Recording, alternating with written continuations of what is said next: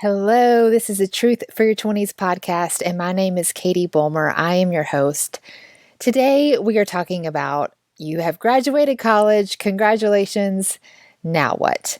There's so much not told to you about this beautiful stage, but there's so much excitement when you leave home to go to college. But what about when you enter in the real world? I feel like there is a lack of information out there for you. And well, this is called the Truth for Your 20s podcast. You're in your 20s when you make this important decision, so let's talk about it. If you are between the ages of 18 and young 30s and reaching for that best version of yourself, you are in the right place. Hey, my name is Katie Bulmer. I am an author and speaker to over 30 colleges nationwide, with the heart behind everything I do to be who I needed when I was younger. On this podcast, I interview experts in their field and 20-somethings alike. We'll talk about finances, physical wellness, dealing with your inner mean girl, and you better believe we're going to talk about guys. Our mission here is to empower your socks off and definitely drop some truth bombs along the way. All right, let's get to it and unpack some truths for your 20s.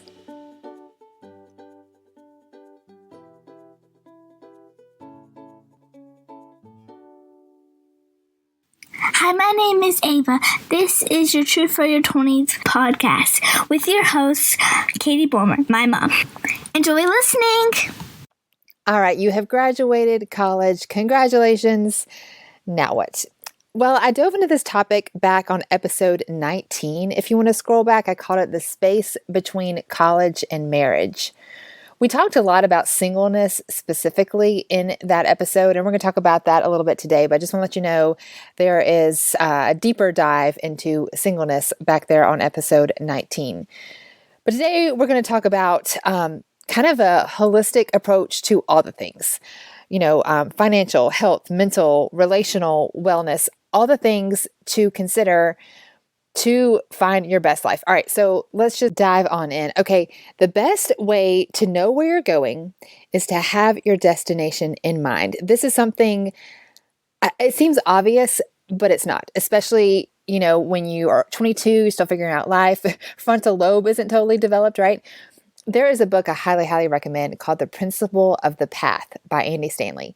And essentially, he talks about we are all on a path and our paths lead somewhere. This is so simple, and I talk about this all the time when it comes to dating. I say, I live in Chattanooga. If I want to go to Florida, I need to drive south. Not a complicated conversation. We can all agree with that. But when it comes to life or getting where we want to go in life, it's more complicated. So for example, let's say one of your goals is to be completely debt-free by the time you're 30. That's awesome. That's a great goal. But if you are continually racking up purchases on the credit card and not making any payments toward the debt that you already have, that is a path, and that path leads somewhere.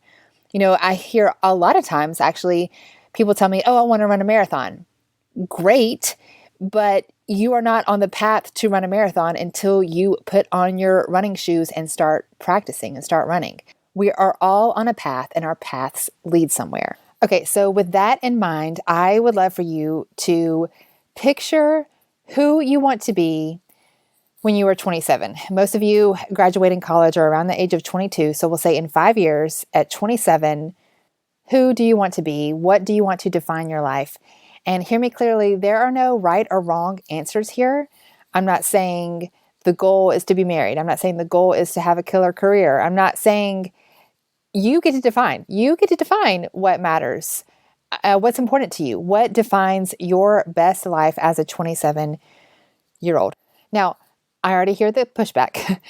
Yes, there are going to be roadblocks. Yes, there are going to be detours. Yes, there are going to be unexpected things. And again, I want you to make this goal, make this plan, envision your best 27-year-old self with an open hand and God, this is what I have in mind. But what do you have in mind? And not to concrete these ideas in when you're say, for example, your goal is to be able to do 25 push-ups. I don't know. I'm just throwing that out there. That's awesome. But I mean, so many things could happen. What if you have an injury or, for whatever reason, can't do 25 push-ups and you like think you're a failure? No, no, and no. I want you to envision where you're going. Have that destination in mind because it's so important to know where you're going. But again, have an open mind, make these plans with an open hand, and make these plans in prayer for sure. God, where do you want me going? And then let's decide where you want to go. Okay, here is the good stuff. So, an unfortunate thing about life is that there is no welcoming committee to grown-up life. And I honestly did not even fully grasp this until my husband and I moved to Chattanooga about 3 years ago. All right, let me explain. When you leave home from, the home that you grew up in and you come to college, there's kind of a welcoming committee. There is the orientation. There's like, hey, welcome to sorority life. There's, hey, welcome to this club. Oh my gosh, you want to be a chemistry major? So do we. Welcome to the chemistry club. There's a community, like built-in community when you go to college.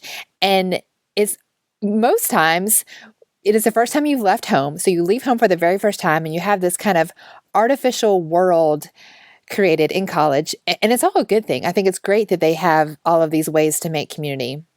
Oh, that's awesome. But in the real world, unfortunately, there is no, oh, great, you welcome to being an adult. Like, unfortunately, that doesn't exist. When Brian and I moved to Chattanooga, I don't know what I was expecting, but it was hard to find community. It's hard to get plugged in, and everyone kind of already had their established people and their established circles. And you're like, hi, I'm new here. And of course, everyone was nice, and you eventually find your people, but that takes time because they're used to their people, and you kind of have to be like, oh, can I come? Or, oh, I'm going to join this, even though no one asked me to join the club. No one asked me to come to the event, but you have to find community. That's like the number one priority as a young new adult, wherever you're moving, even if you're moving back home or if you're moving to a new city, especially if you're moving to a new city, finding community is number one priority. And again, no one talks about this, but when you graduate, no one tells you that it's going to be hard to make friends, that it's going to be hard to find community. Because all you know up until this point in life is you moved away from your, growing up home to college where the red carpet was rolled out for you. Hey, welcome to this new land. But that doesn't happen when you hit the real world. It's like, oh, cool. Welcome to this new office building. Get in line. Everyone else is doing their thing. Good luck out there. I mean, I'm painting a very glim picture. Obviously there are kind people and it depends on where you go. And I hope that you meet your people quickly. But I just want to prepare you to be intentional to find that community. I mentored a girl one time who had moved to a new town and she had been there for 8 months and she was a nurse. And so, worked night shift, had weird hours and just felt extremely lonely because she hadn't found her community. And the only place she ever really got to network or, meet people was at work. And of course she had a few friends that way, but she didn't really know how to meet people or how to get out there. I'm telling you right now, you have to be intentional. So all of these things are going to bleed together, these topics we're talking about, but start to think about your best 27-year-old life, how to get there, because who you hang out with is extremely vital to your future. There's a saying that says, if you want to see yourself in 5 years, look at the people you surround yourself with.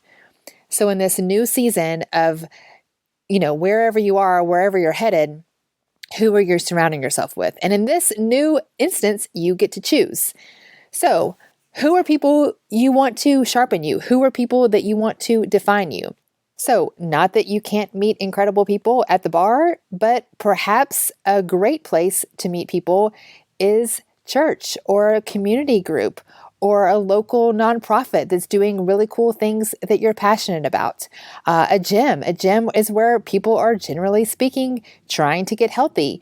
When we first moved, our gym was like our church for a little while. We were trying to get settled and finding a church, and that was our community, and that was a great place to meet people.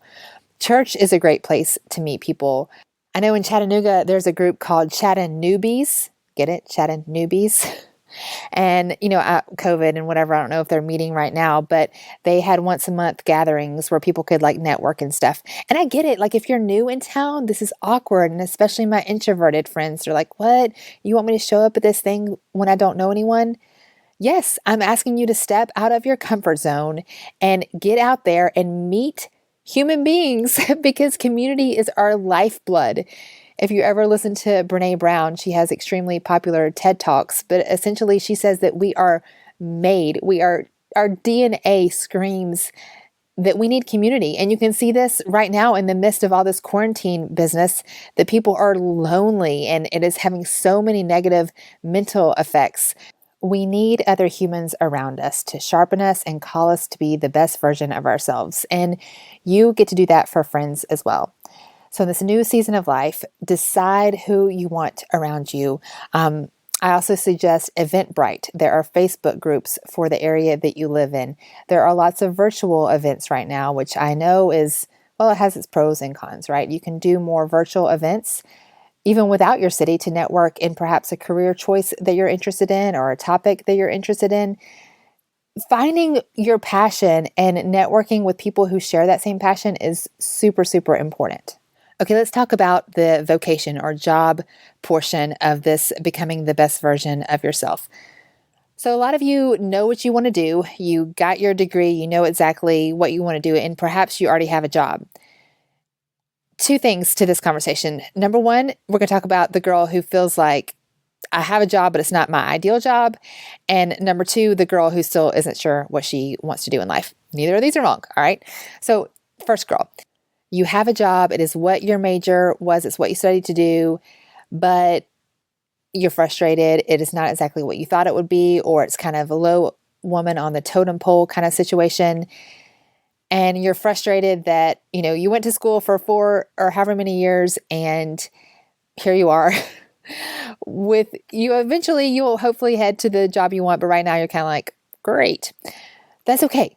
My first job was in advertising. I was making TV commercials, which sounds cool, but it was for like this local low budget cable station where we had like inundated equipment and whatever. But I've shared this on this podcast before. That experience, I worked there for 7 years. I learned how to do voiceovers for commercials. That's basically what I'm doing now on this podcast. I learned all about Photoshop, which I use all the time now for graphics and for building my website. I learned networking. Every month I went to the chamber business after hours where I got to network with all these people.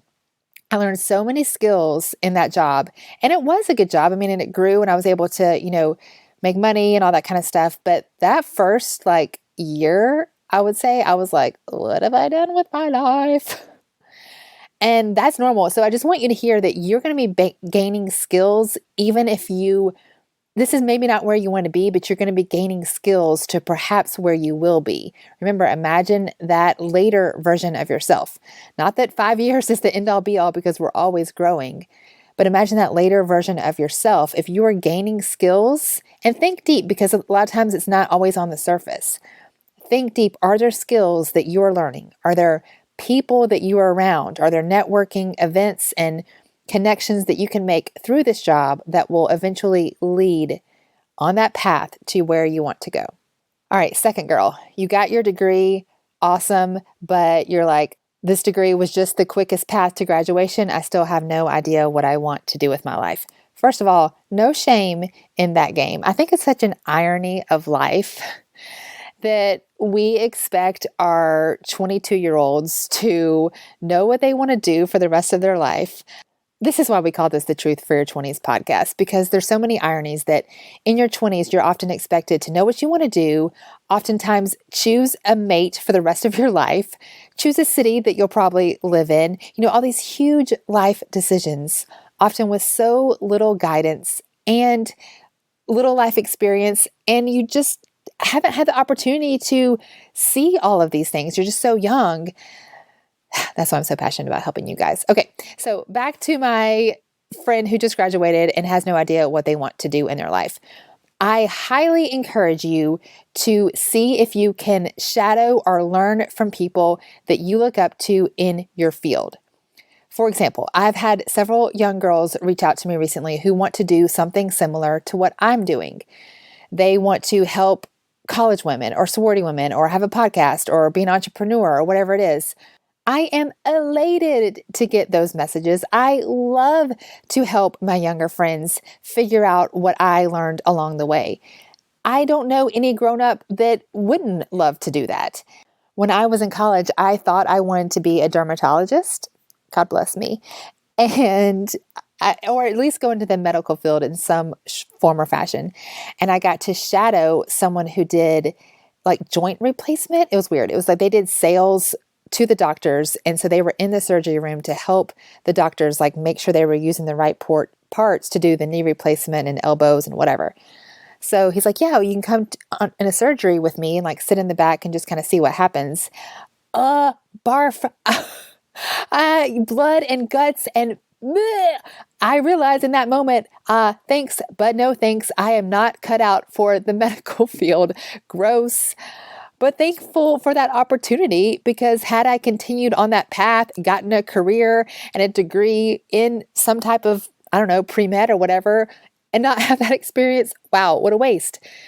So, and some people love blood and guts, and thank God, makes the world go round. That's not me.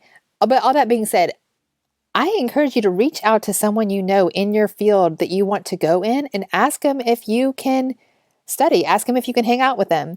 I don't know if she listens to this, but shout out to Amber Banks. She is a student at West Georgia and has interned with me for a few years now, and she wants to be a pilot when she grows up, which I think is so cool. And my stepdad happens to be a pilot, and so she got to drive up and learn how to do, we had like a hands-on how to do flying thing for an afternoon, and we were thrilled to do that and help her learn how to fly. I don't know anyone who doesn't want to help the younger generation learn like what they want to do in life. So just ask someone. And if they say no or they can't, ask somebody else. Like, who cares if they say no? Like, who cares? Ask somebody else. So learning from someone ahead of you when it comes to your vocation. And also recently, if you scroll back, we did a podcast episode with the intern queen. Yes, my sister, that is what she's called, the intern queen. And she had a lot of good suggestions for finding internships. So that's also perhaps a good time to kind of figure out, even though if you've already graduated, it's still great to find some internships to kind of fill that gap and decide where you want to go. Okay, let's transition now into talking about health/wellness. So funny / extreme story. Brian was flipping through the channels the other day, and it had the My 600 Pound Life. Y'all have heard of this. And our girls were walking by and they were like, what? 600 pounds? How does that even happen? Like, do people plan on being 600 pounds?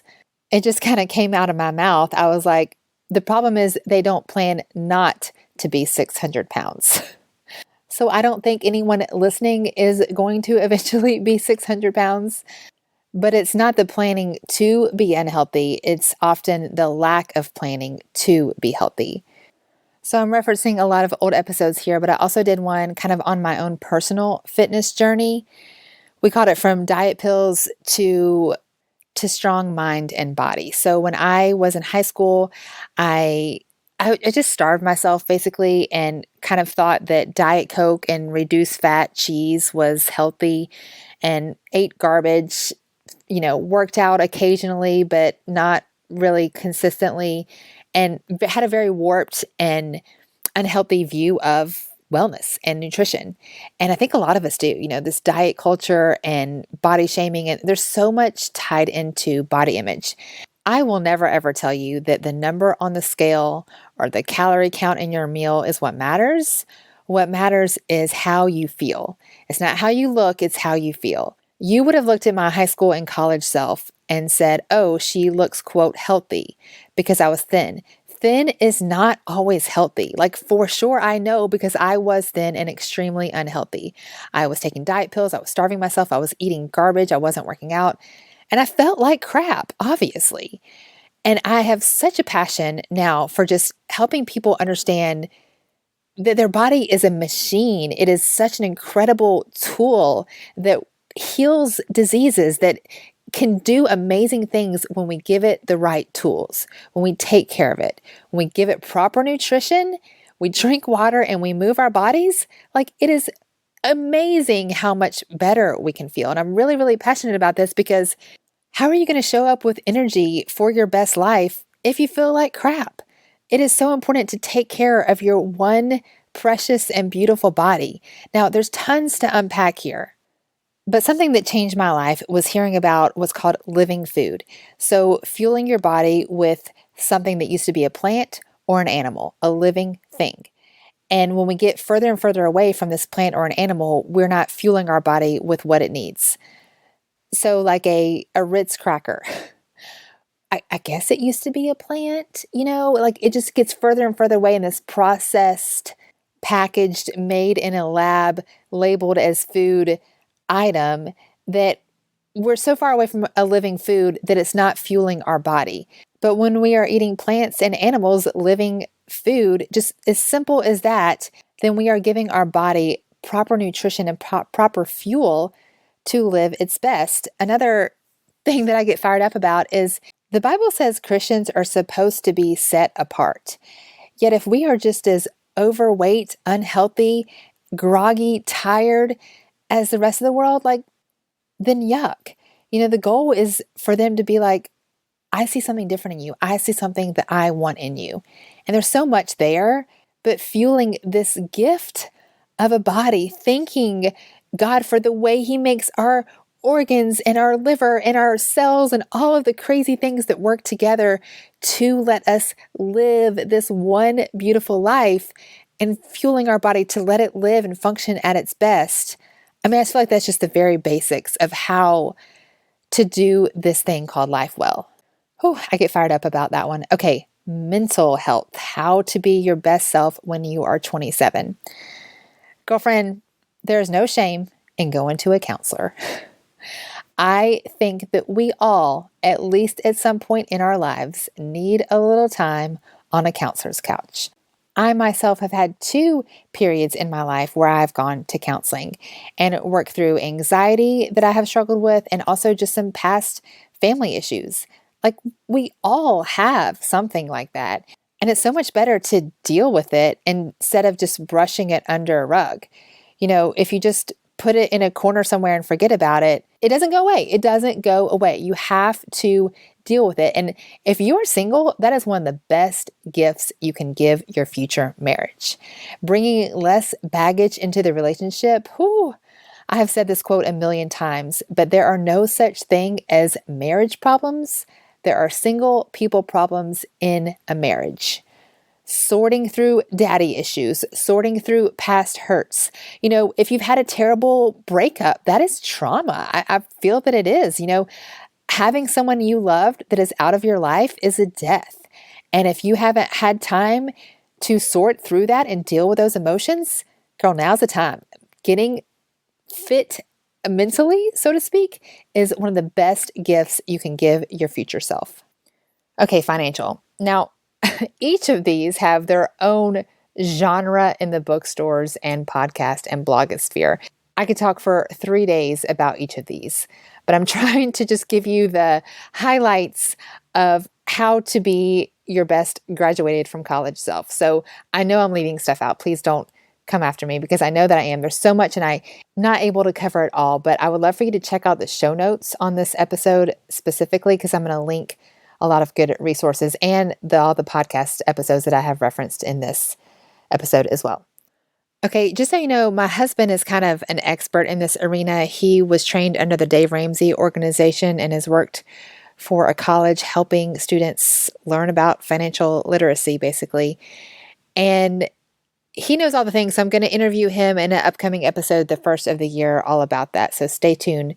But for today, I just challenge you to think about how you see money. We have so many emotions tied into this gift, this resource of money, but really, money is an inanimate object. It is in the hand of the user that makes all the difference. So just thinking about how tightly your heart is tied to this idea of money, because money comes and goes. And as we've talked about this whole episode, to hold it with an open hand. In your young days of getting your first paychecks with your big girl job, I challenge you to go ahead and start tithing. John D. Rockefeller is quoted for saying, "I never would have tithed the first million that I made if I hadn't first tithed my first paycheck, which was $1.50 a week." So you might think, well, I can't tithe because I'm not making that much money. Well, it actually becomes harder when you make more money because those percentages become higher. So I challenge you to get in that habit of starting to tithe. Now, again, there's a ton wrapped up in there, but tithing isn't necessarily for the person you're giving it to as much as it is for you, because it is our heart and our wallet are often very tied. And that's why this subject of money can become emotional and there's so much tied to it. But when we kind of cut those strings between this chain, a lot of times that can become money, then we can open our hands and freely give and to give generously. And again, if the outside world is looking at Christians and we are just as tight and stingy as the rest of the world, then what beauty is there that we are showing? But when we are generous and we give and we are not tied to this inanimate object of money, but we view it as a gift and a resource to feed us and clothe us and keep us safe from, storms, then the rest is just fun. And of course, it's important to have fun. And yes, you should, budget for all of that stuff. But if you live within your means, and that's a whole nother subject, but it is not vital to your health to have a designer handbag. It is not vital to your health to have $120 Lululemon leggings. I know, I just offended somebody. But my whole life, and part of this is because I grew up with a single mom on a teacher's salary, but we have always shopped like the clearance or the yard sales. And I mean, I don't know if you follow me on social media, but most people say I dress cute or whatever. And I've never once even thought about buying like designer jeans and stuff like that. Listen, I'm not saying you're a bad person if you have, but if you were on a tight budget, there's so much to unpack here. Picture your best life when you are 27. Is it to be debt-free? Is it to give generously? Is it to not be chained to this idea of money? Is it to not fight with your future spouse over this idea of money? If the answer to those questions is yes, then you need to start breaking that tie that money has to us by tithing, and to consider your purchases. Because I guarantee you, if I were to go interview 10 27-year-olds right now and they talked about the biggest purchases they made when they were 23, the designer handbags are probably forgotten, and giant purchases like brand new cars that they couldn't afford probably became regrets. A lot of times things that we think that we have to have become regrets. So think about what you, quote, have to have, and think about, would your 27-year-old self appreciate or regret this purchase? Hey, do you have a dating plan? Think about it this way. An architect makes a blueprint before they ever break ground. A businessman or woman has a budget before they head into the next fiscal year. Yet beautiful women are walking into potentially one of the biggest decisions of their life, a dating relationship with no plan. That is crazy, and it is time to make a plan. My first ever mini digital course just launched, How to Make a Dating Plan. I made this as simple and to the point as I can. Most girls tell me it was the best spent hour of their life to take some time to make some intentional decisions to decide what matters to them in a dating relationship. You can find all the details at my Instagram, Katie Bulmer Life, or my website, katiebulmer.life. I like to make it easy for you guys. Use promo code TRUTH and save yourself 10%. But whatever you do, go make yourself a dating plan. Okay, last topic / best topic. Let's talk about relationships. Okay, obviously a lot to unpack here too, and I talk about this a lot on the podcast, so check out some other episodes. But when it comes to your best life, if getting married is in your future, you are creating a very healthy or unhealthy marriage based on the way you are dating. Whether you have a boyfriend right now or whether you are single, you are ultimately creating stories you want to tell.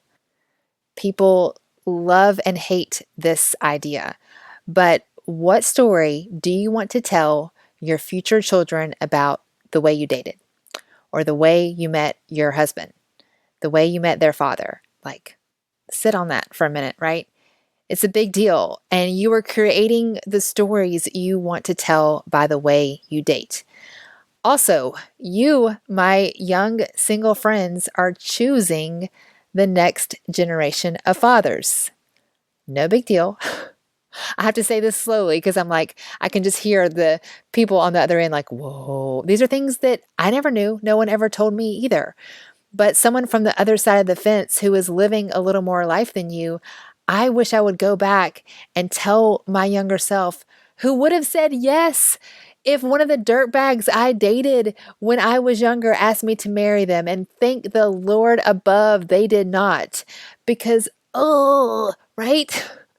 I'm just so thankful looking back that none of them, oh gosh, it makes me nauseous to think about.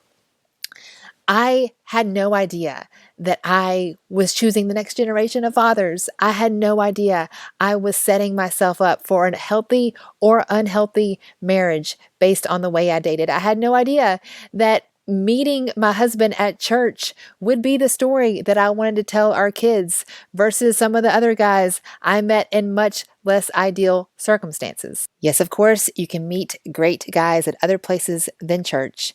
But as we have said this whole episode, you are on a path and your path leads somewhere. So let's think about, what are you looking for? I highly recommend that you are looking for a guy who shares the same faith as you do. I realize our culture is going to tell you that's not a big deal. You can have a great marriage no matter what your faith is. And Katie, I'm not worried about that even right now. I'm just, quote, having fun. The problem with that is fun leads to stuff. I know lots of people my age that were just, quote, having fun with a guy who didn't share the same faith, didn't even share the same moral, like just not the kind of guy they wanted to marry. They were just having fun. And now here they are, 15 years and 3 kids later, and trying to raise their children in church, which is something that they value. And the wife has to explain, well, daddy doesn't come with us to church because of this. And they have to, and then even if their kids are older and starting to date and they want their children to be in a faith-centered relationship, and they have to explain, well, I know that I'm not in one, but do you see how complicated this can become? And that's just small examples. But I think ultimately, I know there's a very long-term thinking here, and that's what I'm trying to get you to think about.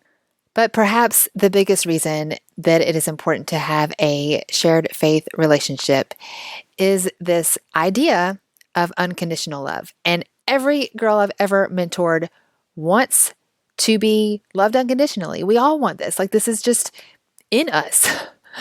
We want to be loved even when we are a pain in the butt, even when we are sometimes unlovable. And listen, I've been married 16 years. I can tell you that one of you, at least once or twice in your life, are going to be unlovable. You're going to be a pain in the rear. And that is when you have the opportunity to love them like Jesus loved us. He went to the cross for a sinful, rebellious race. We said, no, God, thank you for your rules, but we know better. We don't want to listen to you. We reject you in your face. And he went to the cross and died for us anyway. That is the model that God gave us. And marriage is the relationship on earth to model that relationship for each other. Marriage is designed for, I am supposed to be the closest representation to love Brian like Jesus loves him, and him to do that for me. I know that there can be relationships that are not based on faith and they are loving, but there's also going to be so much harder to love each other through those hard times, because when one of us is unlovable, we don't love them back because they deserve it. We love them back because that is the model Jesus gave us at the cross.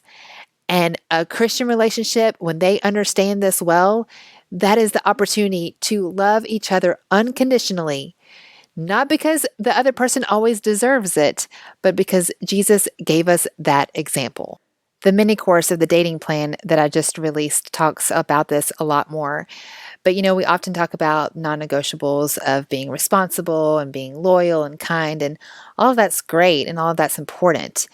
But I really feel like the only non-negotiable to my friends listening to this podcast, for my children one day, is to have a faith-centered relationship, because ultimately that's the foundation. That's the foundation of the home. That's the foundation of future mommies and daddies. All the statistics show us that children do better when they have a mom and dad both present in the household. I just read the other day that actually people perform better at work when they are in a healthy marriage. So there's even an economic impact to making a good decision and entering into a healthy marriage. Again, no one walks into a marriage thinking that they're making a bad decision, but life comes. Life is going to come at you. And having that shared faith background, I just feel like it is vitally important to lean on in tough times, to look to that model of unconditional love when one of you is being a pain in the rear. It's never me, though. Don't worry. Just kidding. Brian has lots more opportunities to give me unconditional love. You're welcome, honey. JK. But when it comes to relationships, I feel like that is the one non-negotiable. And so to find a guy like that, guess what? You need to be a girl like that. Become who you're looking for is looking for. So if a faith-based relationship matters, and I hope that it does, and I hope I just made a important case of why it should matter, then how is your own faith? How are you growing? And taking that hard look in the mirror and deciding that you want to grow, that you want to be stronger in this area, then you are going to attract the kind of guy that matters to as well. Now, all of the stuff that we talked about is going to make you an incredible catch. Just saying, a girl that is working on becoming debt-free, that is becoming her best physical health, that is getting well mentally, getting out of financial debt and becoming, well educated in this area of finances. Guess what? You're already an incredible, incredible catch. And then it just comes to meeting the right guy. And I think that you have to put yourself out there. You have to kind of go to the right places. You have to network and go on dates. There is nothing wrong about going on dates, meeting people. And then if you're a great catch, then you just have to narrow down all of the incredible options that you have, because obviously you're going to have thousands. And just because they love you, and obviously they will, it doesn't mean you have to marry them. So at this point in our hanging out relationship, I hope that you have taken my free quiz, How to Make a Dating Plan. That is just like a free resource I have, which is some surface level non-negotiables, and it will lead you to my mini course. It's only $29, but it kind of unpacks this idea much deeper and much more thoroughly of making some non-negotiables. And of course, I recommend that you check that out. It's a lot of really good information. But whatever the case, defining your non-negotiables, deciding what matters, becoming that best version of yourself, and attracting incredible guys that are looking for incredible girls. I mean, like a recipe for an incredible marriage. That's all I'm saying. All right, last thing. If it seems like, quote, everyone around you is getting married, do not fall into that trap of everyone is, so I'm behind, or I must get married too. I am not against getting married young, but what I see far too often is people that are pressured really unnecessarily. It's just in their own brains that, quote, everyone around them is getting married. So they feel like they kind of have to rush into this, and they marry a guy that is not what they were looking for, a guy that was not the standards. It doesn't meet their non-negotiables, and definitely not in a faith-centered marriage. You guys, marriage is a big stinking deal. And there is not a race.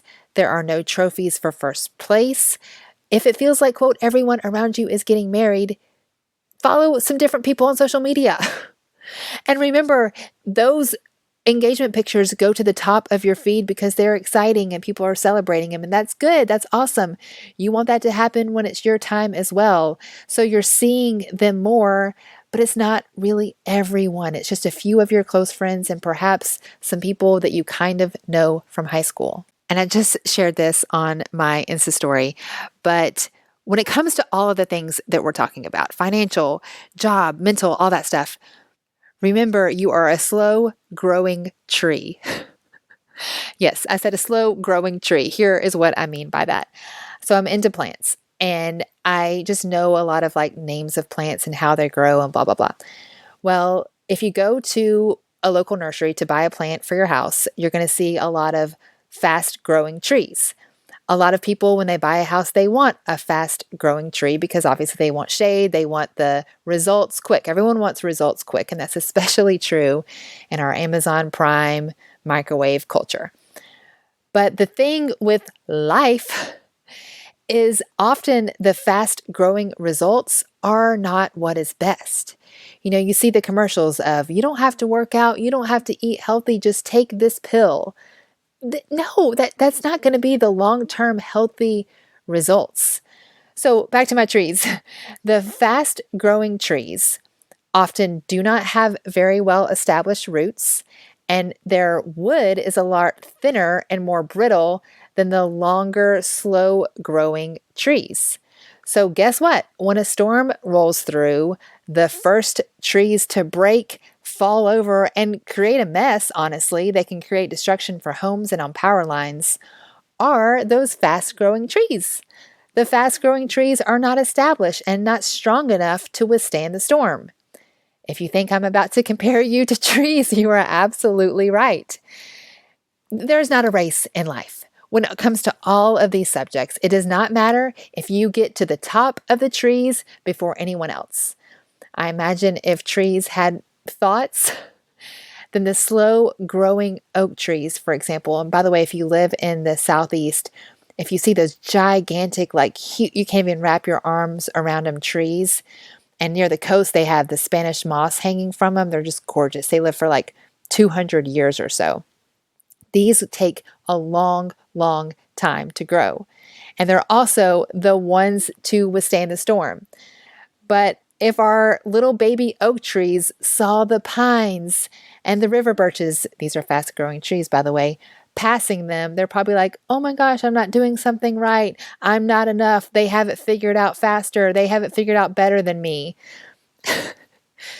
Those are the first to fall when the storm comes. And our slow growing oaks are the ones who are still standing when the ice and the rain and the hurricanes roll through. So my friends, my point with this little tree example is there is no race. Do not look to your right or your left at the people that are, quote, growing faster than you, because one day storms are going to roll in. And if you are making these decisions based on your best self, based on becoming well, it's not a fast results. You know, becoming debt-free is not something that happens overnight. Becoming healthy mentally and physically and finding a good and loving relationship does not happen by a get rich quick or get fit quick or whatever pill. That is just garbage sold to us by marketing industry. So my sister, grow on your own time. Take time to establish long, healthy, and strong roots. And I promise you, you are going to find your best 27-year-old self. And I cannot wait to see you on social media changing the world. If you liked today's episode, would you consider sharing on social media? Just take a screenshot, whatever platform you're listening to, and tell your friends that you just got some truth for your 20s. I love so much to see you guys share this, and I always reshare it. It helps other people find it. Oh, and actually the ultimate in helping other people finding it is leaving a review in iTunes. You are what is helping this podcast grow, and you sharing it just, well, it's a chai tea latte to my soul. Thanks for being here, and I can't wait to see you next week for some more truth for your 20s.